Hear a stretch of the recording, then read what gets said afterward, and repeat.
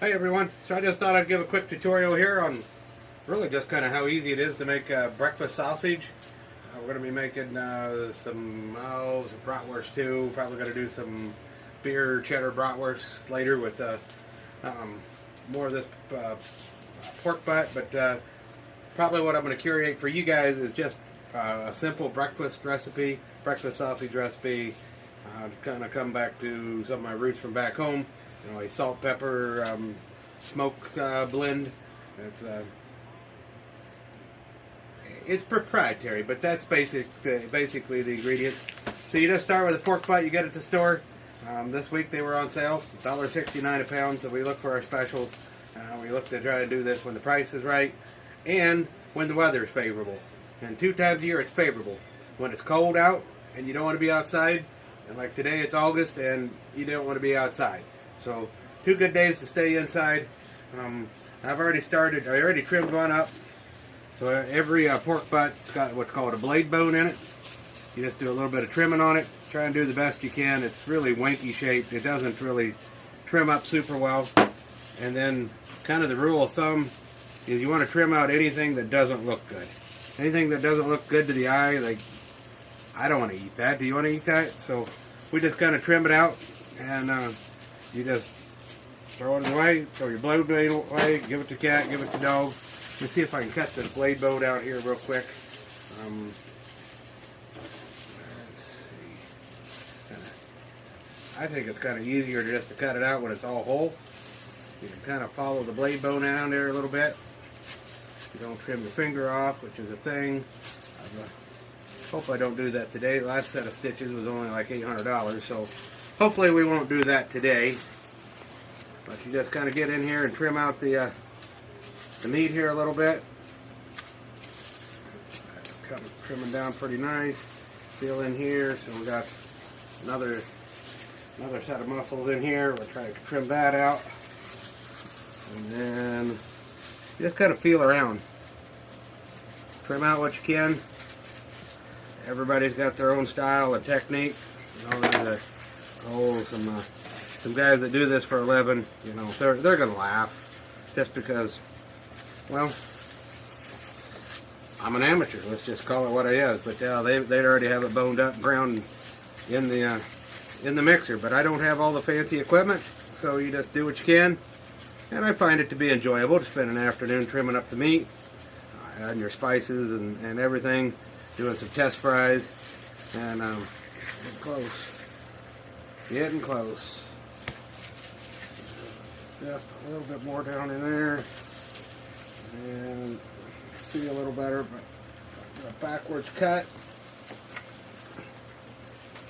And this thing's just about ready to pop out. Say that. First one I did worked really, really good. There we go. Well, that's a little more wobble job than I wanted, but hey, you take what you get. You don't throw a fit. These things are kind of a pain to cut out. There you go. You'll do a little bit more trimming. You'll make it look like the one I showed you. Another secret is to keep your meat cold. I've got more meat in my freezer right now getting cold, and as soon as this is trimmed up, I'm going to probably put this in there to cool it back down, set up my grinder, get everything going again. And the colder you keep everything, the better off it is. And depending on the size of your grinder, you need to size this for your throat of your grinder. Strips like this should be 8 right down. Some of these you may have to jam a little bit, but that's kind of what you're looking for. So I'm going to go ahead and whittle this one down, and we'll show you more here in a little bit. Okay, so we've got it all trimmed up. Put it back in the freezer to make it a little colder. Now we've got a Weston grinder, I think it is. It's not that special. It's better to be a number 8 on the size. I want to step up for a bigger throat so I can do this a little bit faster. It is something I do enjoy. But if you do it just right, you cut it into nice little strips. You put it down in there and they're just equal. Just like that. So you're going to have a coarse grind, which is what this blade is.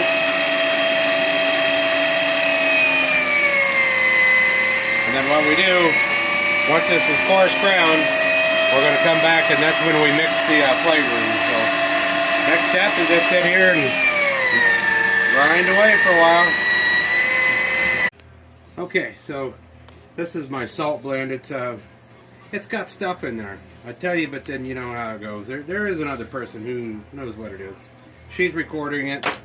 So today we're going to be using a little bit of mesquite smoke. I like hickory smoke a little better, but don't you be showing it. Don't you be showing that one. That one.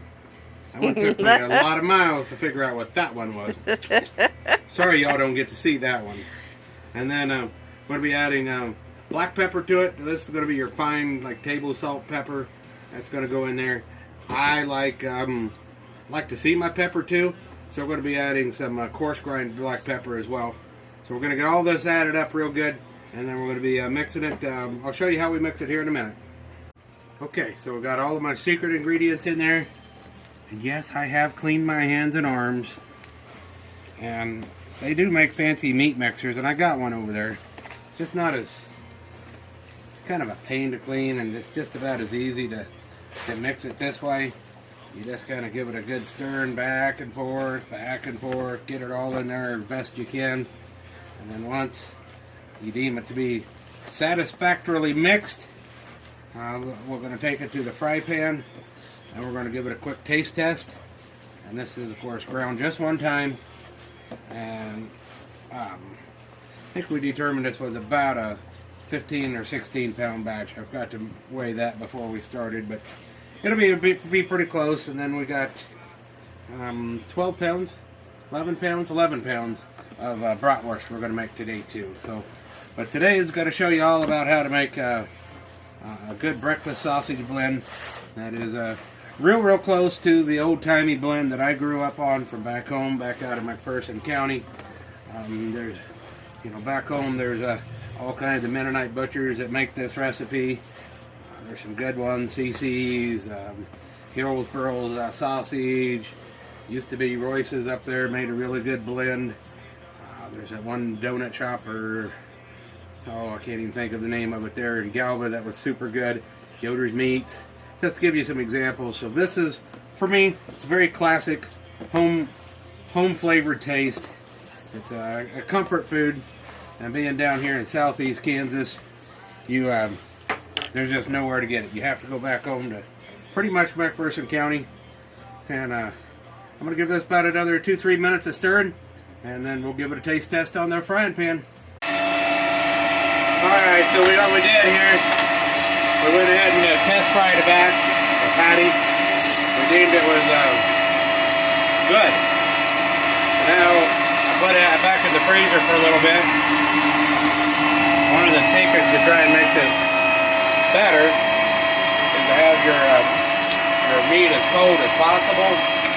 It gets grinds so much better. So now the first time was on what was called a coarse grind. Now you can see we're doing kind of like a hamburger grind, a finished grind. That right there will do a nice job of pattying up for breakfast. So now we just got to sit here and grind through about the 15 pounds, and we'll catch you on when we're done.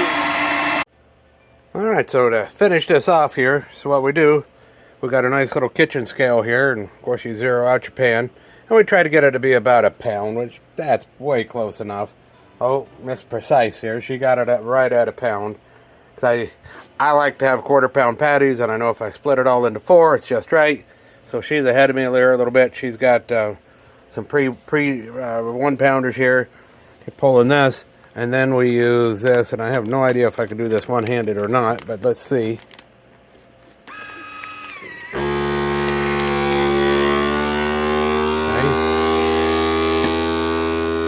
So we'll let this do its suckum thingy here. Get that red light going. It's sealing at the moment. And then when that shuts off, it'll release. And then there's one more thing you have to do. Here we go. So then you come over here, and you have to make them flat. You have to make them flat because when you go to stack them in the freezer, they stack nice. Flat stack's nice. And then what I'll do in the mornings is I'll take it and I'll cut it right in half, and then I'll make little breakfast sticks. One's about 3 good sticks here, and then that is some darn fine good eating right there. So that's kind of the process. It's ready for freezing. We'll have to label it, of course. We'll label it as German sausage and put today's date on it. It doesn't really last that long because it's really good. I eat a couple pounds, 3 pounds of it a week for sure, sometimes more. So hope you enjoyed the tutorial on how to make some sausage at home. It's not that hard. You just got to do it. A couple basic things and you're good to go. Got any questions, feel free to leave it in the comments.